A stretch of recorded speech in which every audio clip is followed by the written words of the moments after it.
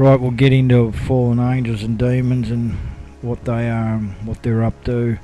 The book of Hebrews in the Bible says, "Be not forgetful to entertain strangers, for thereby some have entertained angels unawares." Well, that means they look just like us.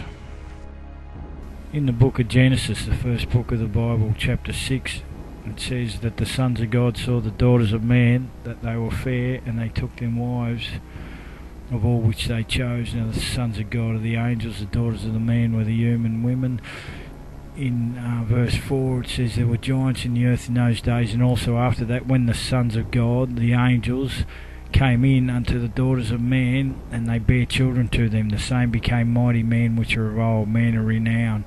So they crossbred, the angels crossbred with the human women and bore great giants and great mighty men, full of supernatural signs and wonders. Here's a picture of one now chatting up a woman. Looks like he's just about got her. Here's someone else's interpretation. These were evil angels. These are the fallen angels, the ones that are doing what they shouldn't be doing. As it says in Jude here, Jude was Jesus' half-brother. This is the second last book of the Bible, and if Jude was on the wrong track, I'm sure Jesus would have let him know. But this is what he says: "And the angels which kept not their first estate, but left their own habitation, he has reserved in everlasting chains under darkness, unto the judgment of the great day, even as Sodom and Gomorrah and the cities about them in like manner, giving themselves over to fornication, and going after strange flesh, are set forth for an example, suffering the vengeance of eternal fire." So, for what they done, God locked them up, and because they gave themselves over to fornication and going after strange flesh, the angels and the humans shouldn't have been mixing, not sexually, and just as the homosexuals and the full-on fornicating that was going on in Sodom and Gomorrah that caused God to destroy it.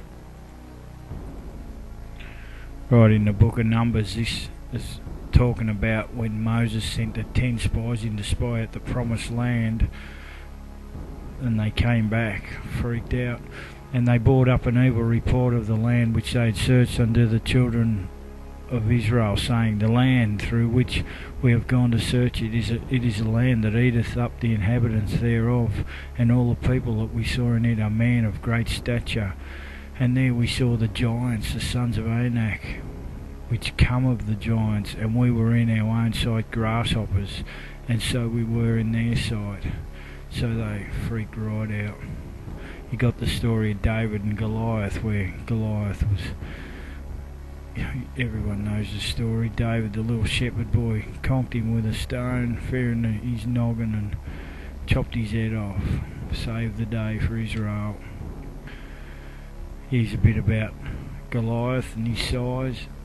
In the book of Samuel, the Philistines' army's champion came out of their camp. His name was Goliath from Gath. He was 10 feet tall. He had a bronze helmet on his head, and he wore a bronze coat of armour, scales weighing 125 pounds. On his legs he had bronze shin guards, and on his back a bronze javelin. The shaft of his spear was like the beam used by weavers. The head of his spear was made of 15 pounds of iron. The man who carried his shield walked ahead of him. Here's a bit more of the giants in the Bible. In Deuteronomy, talks about King Og of Bashan. He was of the Rephaim, another mob of giants, Nephilim. It says his bed was made of iron, more than 13 feet long and 6 foot wide. In Samuel, talks about a fellow that slew the brother of Goliath, the Gittite. He had a spear, it was like a weaver's beam too. And more in Samuel. There was a battle in Gath, where was a man of great stature. He had 6 fingers and 6 toes on every feet, 24 in number, and he also was born to the giant. Here we got a leg bone that was dug up in Turkey. This is the size of these things that were running around. Here's some axes that are in Iraq, in a museum in Iraq. You want to be pretty big to use these things. I'm sure she couldn't lift it. Here's some modern day giants. Check them out. They come about every now and again, just freaks.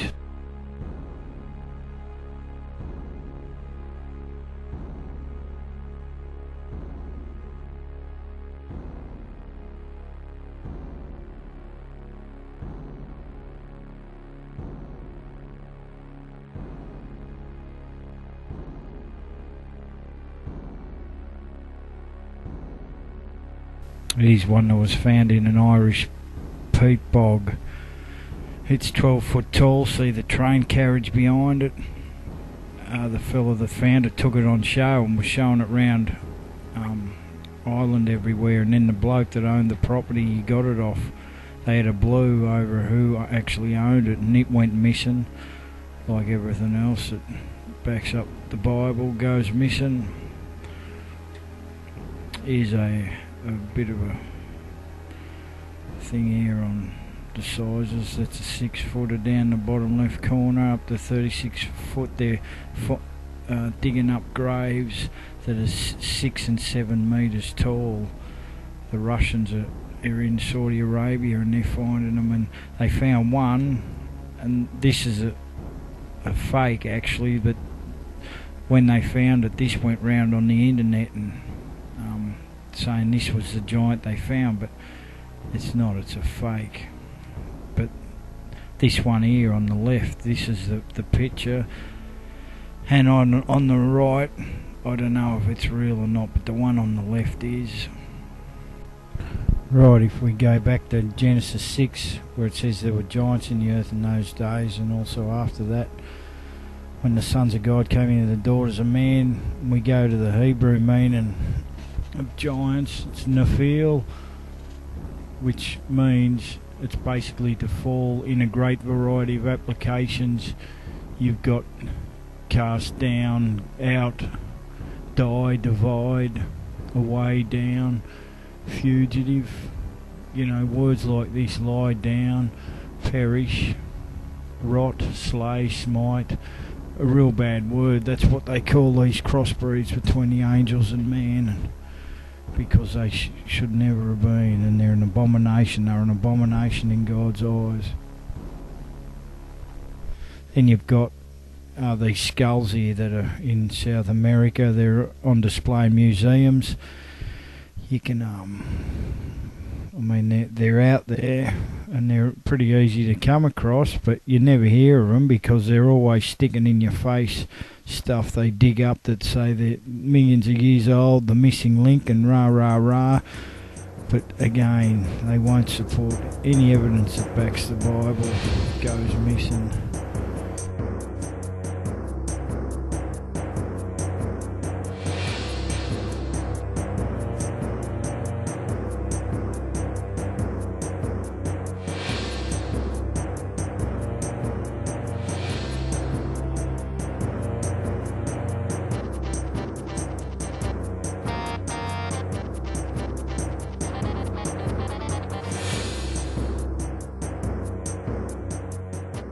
This last skull here with the horns, it's on display in the London Museum. It's real. You can go and check that out if you ever go to London. Here's a picture of some cone heads from Egypt, obviously.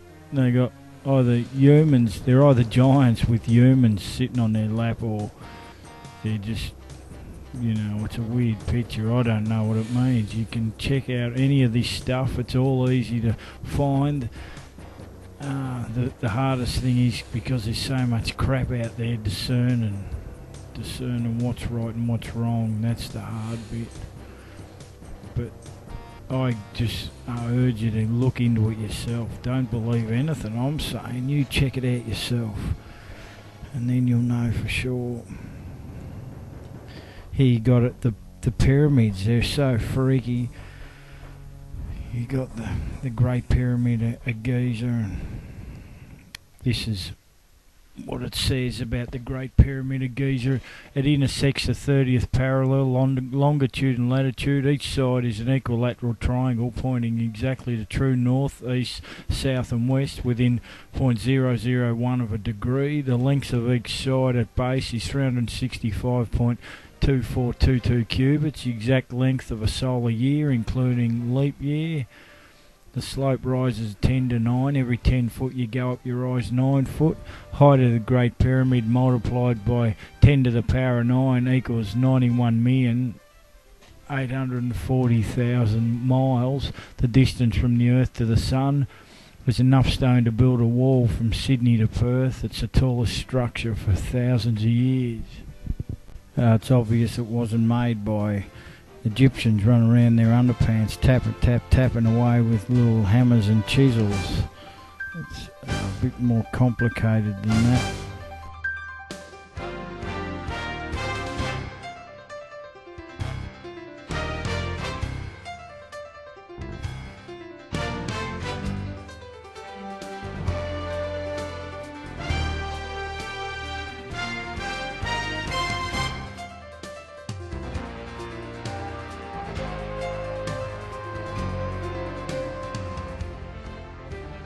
There's been no evidence to support the suggestion that the Great Pyramid was a tomb.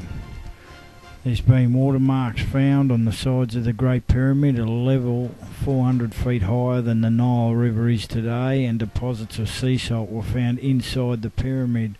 The salt deposits were several inches thick in some places inside the pyramid. Silt sediments rising to 14 feet around the base of the pyramid contain many seashells and fossils. These sediments could have been deposited in such great quantities but only by major sea flooding, so it's obvious the pyramids were underwater, and it says Noah's flood, the whole world was underwater, and here's some evidence that Tasmania was underwater.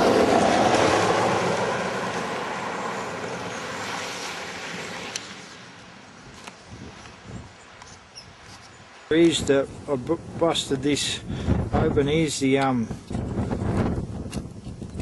that's part of the shell of the seashells that are here. Look at that, you can still crumble it away.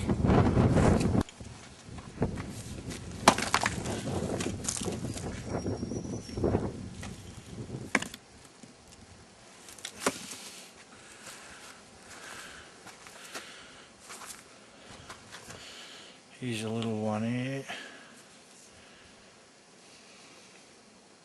Seashell.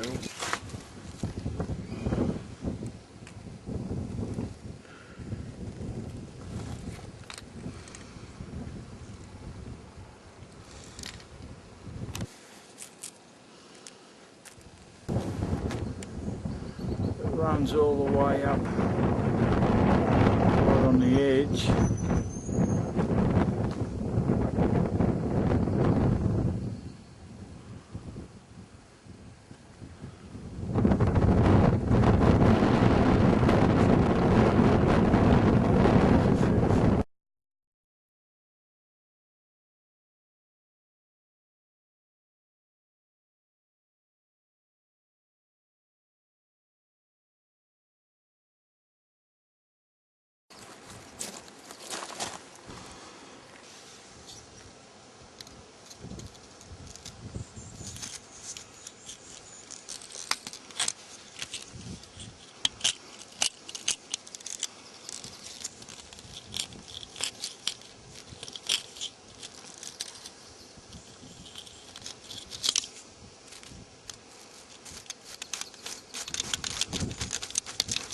Just like a bit of oyster shell.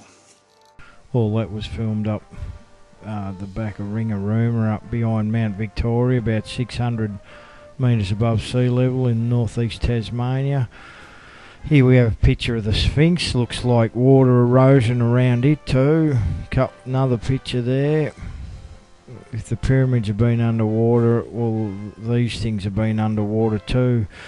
Then we got a weird picture of three men. They're either men or midgets, and that thing's either a giant or a normal size. I'd go with the giants.